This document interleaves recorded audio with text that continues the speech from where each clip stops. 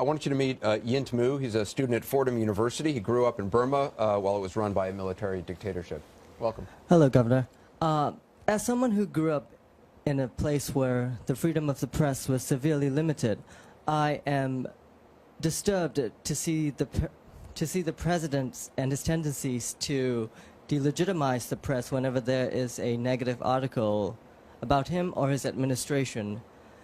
Governor Kasich, in your opinion, what is the best way to protect the integrity of our free press? Well, I mean, look, I get up and move around, but we're flying through the time here, so if I don't stay in the seat, I'm going to run out of time and get the things said I want to.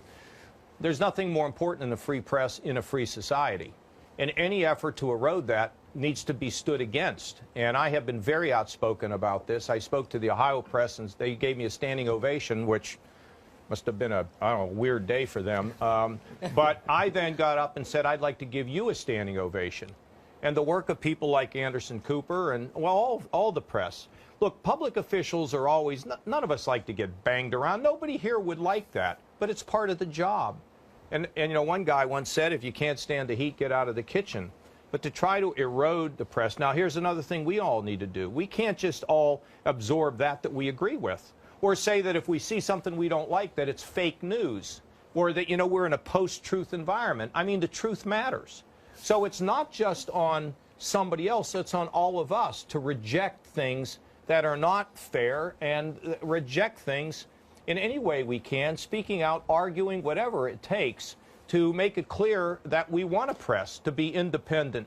And the press has an obligation, too. You know, during the campaign, in an effort to, you know, get ratings and make money, they used to put the spotlight on an empty podium.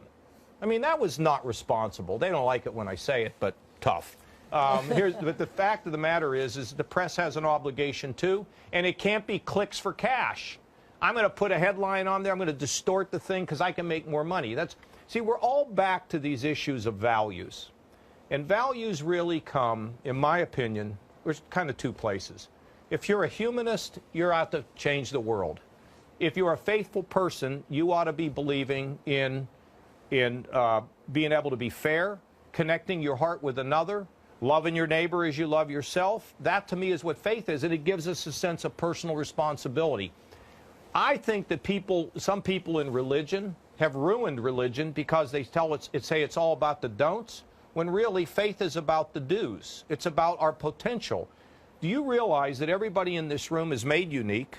There'll never be anybody like you again, and you're made for a purpose. And we all need to begin to think about living a life a little bigger than ourselves. I'm not looking for sainthood, but I am looking for people to, all of us, me included. We're all, you know, we're all fallen. We all have problems, but let's try to do better tomorrow. But the press, critical in our system.